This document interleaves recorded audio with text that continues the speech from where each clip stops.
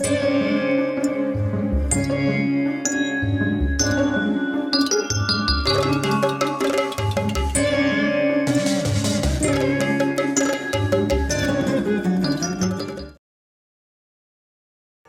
నోటికొకరు భక్ష్యాలను అందించుకున్నారు. చాలా బాగా ఉన్నారు అంతా కూడా. అప్పుడు పాపి అయినటువంటి దుర్యోధనుడు భీముణ్ణి చంపే తీరాలని నిశ్చయించుకొని భీముడికి అందించే భక్ష్యాల్లో కాలకూట విషాన్ని కల్పించాడు. చూడండి, విషం పెట్టాడు, కాలకూట విషం. అప్పుడు దుర్యోధనుడి మనస్సు చురుక కత్తిలాగా పదునుగా పనిచేసింది. పైకి మాత్రం అతి మధురంగా మాట్లాడాడు. మాటల్లో అమృతాన్ని ఒలికిస్తున్నట్లుగా తీయగా మాట్లాడాడు. ఆ పాపి తానే పైకి లేచి స్వయంగా ఒక సోదరుడిలాగా, మిత్రుడిలాగా నటించాడు. ఎప్పుడూ చేయనటువంటి ప్రేమతో భీముడికి ఎక్కువగా విషాహారాన్ని వడ్డించాడు. ఎక్కువగా. దానిలో విషముందని భీముడికి తెలియదు పాపం. దుర్యోధనుడు ఆనందిస్తున్నానని తిన్నాడు పాపం. అంతే, అందిస్తున్నాడు అని దుర్యోధనుడు ఆనందిస్తున్నాడు, నాకు అందిస్తున్నాడు, ఎంత బాగా ఏ రోజైనా అందించాడా ఇట్లా అని తినేశాడు. అది చూసి దుర్యోధనుడు తన ప్రయత్నం నెరవేరిందని మనసులో నవ్వుకున్నాడు. విషం ముద్దలాగా తినిపించాడు. తాను కృతార్థుడిని అయ్యానని భావించాడు. ఆహా, ఇదే నాకు కావాల్సింది. తర్వాత అందరూ జలక్రీడలు ప్రారంభించారు. ఆ ఆటలు పూర్తి అయ్యేసరికి సాయంకాలం అయింది. అందరూ అలసిపోయారు. విహారాన్ని చాలించి చక్కని బట్టలు కట్టుకొని చక్కగా అలంకరించుకున్నారు అందరూ కూడా. ఆ రాత్రి అందరూ కూడా ఆ క్రీడా భవనాల్లోనే అందరూ పడుకోవాల్సి వచ్చింది. పడుకున్నారు. ఆ సమయంలో బలవంతుడైనటువంటి భీముడు అధికంగా శ్రమపడిన కారణంగా బాగా అలసిపోయాడు. తనతో పాటు జలక్రీడ కోసం వచ్చిన కురుకుమారులతో కలిసి ప్రమాణకోటి భవనానికి చేరాడు. పెద్ద భవనం చేరాడు.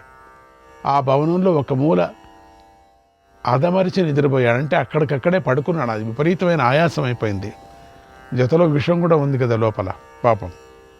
అప్పుడు భీముడు బాగా అలసిపోయి ఉన్నాడు. విషం శరీరమంతా పాకి ఉండటంతో భీముడు అచేతనుడై పడుకున్నాడు.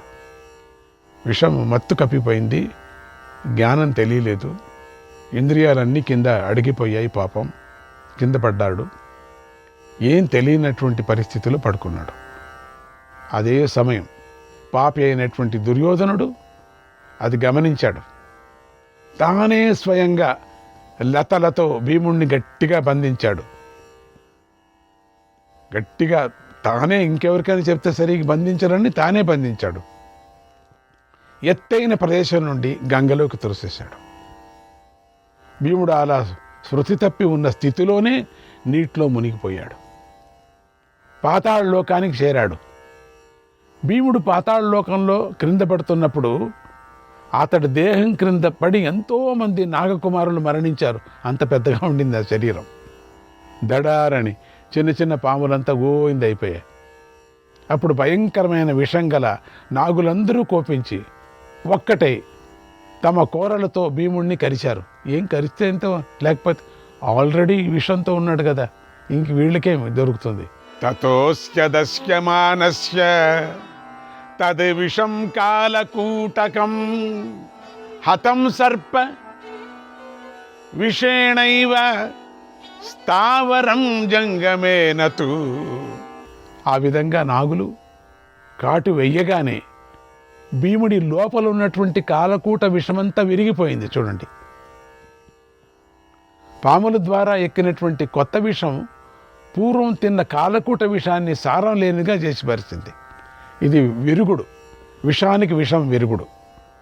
మామూలుగా పాము కరిస్తే పాము విషంతోనే తయారు చేసినటువంటి ఇంజెక్షన్ వేస్తారు.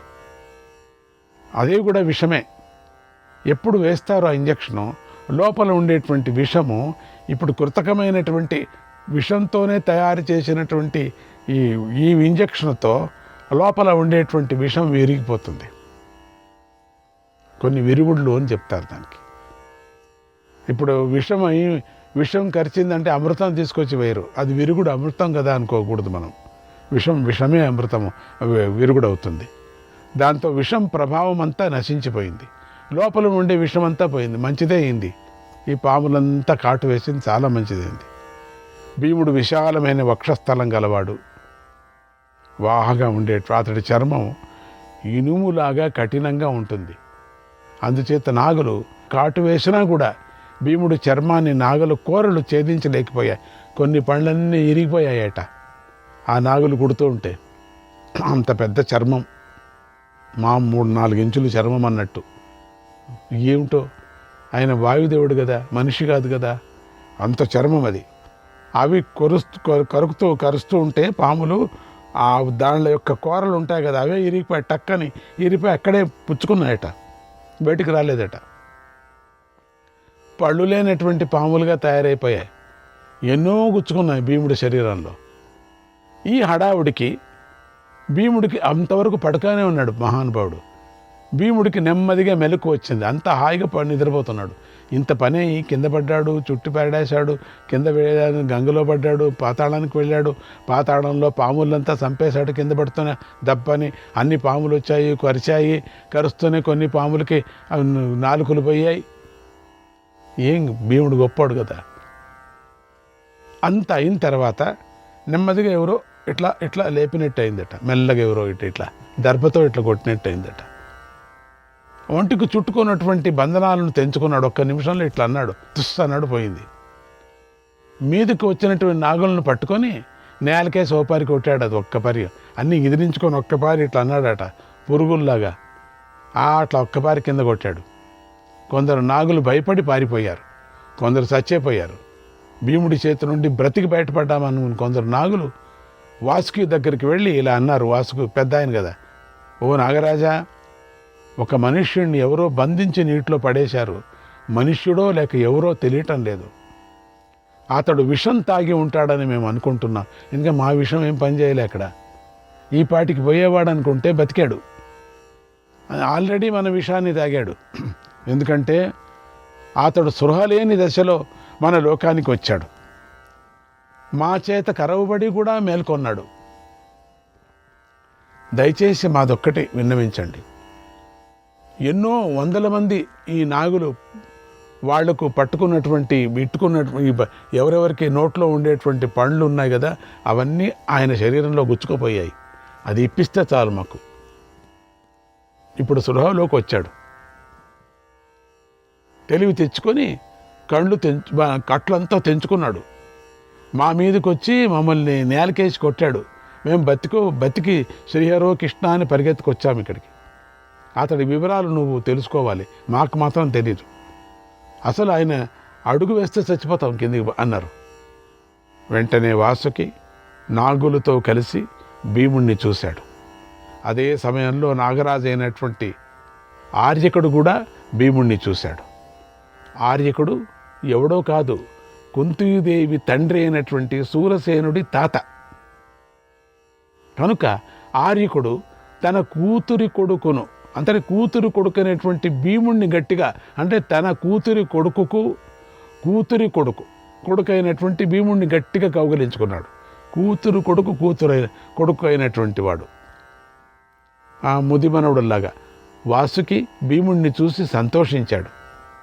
తన వారితో ఇలా అన్నాడు, ఇతడికి ఏం ప్రియం చేయాలి, ఏ విధంగా ఇతడిని సంతోషపెట్టాలి, ఇతడికి ధన సువర్ణ రత్నారాసులను ఇవ్వండి అని ఆజ్ఞాపించాడు. అందరి తలల్లో ఉండేటువంటి నాగమణులు రత్నాలు ఉన్నాయి, తీసి ఇచ్చేసండి. అప్పుడు ఆర్యకుడు, నాగరాజా, ఇతడు బాలుడు, ఇతడికి ధనరాశులతో పనేముంటుంది. కనుక నువ్వు ఇష్టపడితే, నువ్వు ప్రసన్నుడివైతే ఆ కుండలోని రసాన్ని ఈ బాలుడికి త్రాగటానికే ఇప్పించండి చాలు. ఈ బాలుడు ఎంత త్రాగితే అంత రసాన్ని ఇప్పించండి అని కోరాడు. వాసుకి అలాగే కాని అని ఒప్పుకున్నాడు. అప్పుడు నాగులు భీముడికి శుభం పలికారు.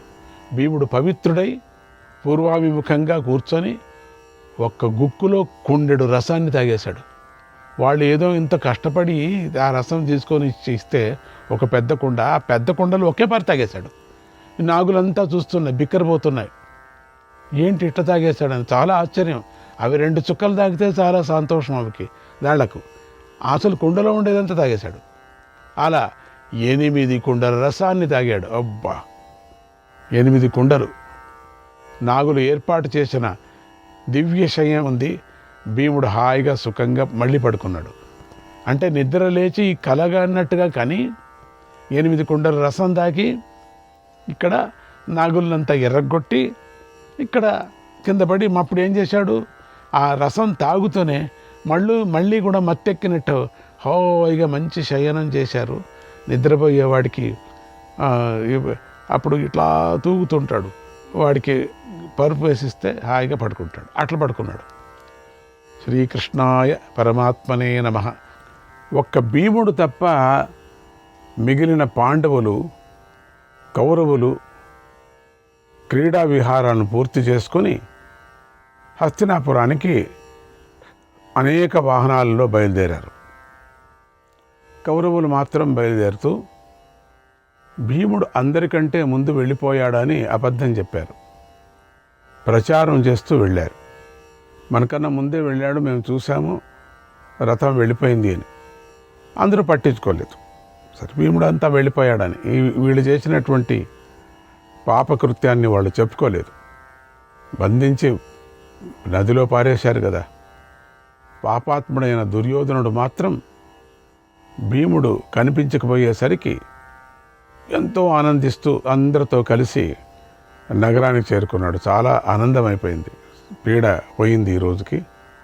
అసలు అన్ని ఆటల్లోనూ వాళ్ళేనే ఉంటున్నారు, మాకు అవమానం చేస్తున్నారు, భీముడే పై చేయి, ఈరోజు నుంచి ఇంకా ఆ బాధ లేదు మనకు అని సంతోషపడుతూ వెళ్ళారు. ధర్మరాజు ధర్మాత్ముడు కనుక దుర్యోధనుని మనస్సులోని పాపపు మూట ఆలోచనలు తెలుసుకోలేకపోయాడు. వాడు ఏమి ఆలోచన చేస్తున్నాడో అది తెలుసుకోలేకపోయాడు. దాని గురించి పట్టించుకోలేదు. అందరూ ఒకటే, అందరూ మంచివాళ్లే అనే తత్వం కనపడినటువంటి ఆ దుష్ట దుర్యోధనుడికి ఏమాత్రమో సందేహించలేదు. దుర్యోధనుడిని మాత్రం సందేహించలేదు. స్వేనాననుమానేన పరం సాధుం సమమన్ను పశ్యతి. సాధుం సమమను పశ్యతి. తనలాగే అందరూ సాధువులుగానే ఉంటారు, మంచివారే ఉంటారు అనుకున్నాడు. ధర్మరాజుకు సోదరులంటే ఎంతో ప్రేమ, ఎంతో వాత్సల్యం. అందుచేత ధర్మరాజు అందరూ తనలాగే ఉంటారనుకుంటూ కుంతీదేవి వద్దకు వెళ్ళి, అమ్మ, భీమసేనుడు ఇక్కడికి వచ్చాడా? ఎక్కడికి వెళ్ళాడో తెలియటం లేదు, ఇక్కడ కూడా మాకు కనిపించటం లేదు. ఆ భీమసేనుడు ఎక్కడ ఉన్నా, ఏ సభలో ఉన్నా, ఏ ఇంట్లో ఉన్నప్పటికి కూడా ఆయన ఒక్కడే మొట్టమొదట కనపడేది. అందరికన్నా రత్నంలాగా కనపడతాడు, పొదిగించిన రత్నంలాగా కనపడతాడు. ఆభరణాల్లో అంత అద్భుతంగా, అంత శోభాయమానంగా ఉంటాడు. కానీ ఇక్కడంతా వెతికారు, కనపడలేదు. వీళ్ళు చేసిన కుతంత్రం ఎవరికీ తెలియదు. అప్పుడు అడిగాడు, అమ్మ, మేము తోటలోనూ అడవిలోనూ వెతికాము, అయినా భీముడు కనిపించలేదు. దానితో మేము మాకంటే ముందుగా వెళ్ళాడేమో అనుకున్నాం. అందరూ కూడా కంగారు పడుతూ ఇక్కడికి వచ్చాం. అతడు ఇక్కడికి వచ్చి ఎక్కడికైనా వెళ్ళాడా, లేదా నువ్వే ఎక్కడైనా పంపించావా అమ్మని అడుగుతున్నారు. ఎక్కడ కనిపించటం లేదే. అమ్మ, భీముడు ఎక్కడున్నాడో చెప్పు. భీముడి విషయంలో చింతిస్తున్నాను. నా మనస్సు ఏదో కీడును శంకిస్తుంది. నాకేదో అనిపిస్తుంది భీముడు ఏమయ్యాడో అని. భీముడు నిద్రిస్తున్నాడని అనుకున్నాను. నిద్రిస్తున్నటువంటి సమయంలో అక్కడే ఎవరైనా భీముడిని చంపి ఉంటారని నాకు అనుమానంగా ఉంది అన్నాడు. అప్పుడు కుంతి, అయ్యో భీమా, అయ్యో భీమా అని బాధపడుతూ యుధిష్ఠిరుతో ఇలా అంది. అన్ని చోట్ల ఎతికారు, భీముడే కనపడటం లేదు. నాయనా, భీముడు కనిపించలేదు, నా వద్దకు రానే లేదు. వెంటనే తమ్ముళ్ళతో కలిసి వెతుకు అని దుఃఖిస్తూ విదురుణ్ణి పిలిపించి ఇలా అంది. ఓ పూజ్యుడా, భీముడు కనిపించటం లేదు. ఎక్కడికి వెళ్ళాడో తెలియటం లేదు. విహారానికై వెళ్ళినటువంటి వారందరూ కూడా తిరిగి వచ్చారు ఇక్కడికి. కానీ ఒక్క భీముడే తిరిగి రాలేదే, నా వద్దకు రానేలేదే. నచ ప్రీణయతే చక్షు సదా దుర్యోధనస్య సహ క్రూరోసౌ దుర్మతి క్షుద్రః రాజ్యలుబ్ధో న పత్రపః. భీముణ్ణి చూస్తే దుర్యోధనుడికి ఎప్పుడు కంటనింపుగానే ఉంది, ఇష్టం లేదు అని. ఆ దుర్యోధనుడు క్రూరుడు, రాజ్యలోభం కలవాడు. ఆ నీచుడికి కోపం వచ్చి భీముణ్ణి ఏమైనా చంపివేశాడేమో, చంపించాడా?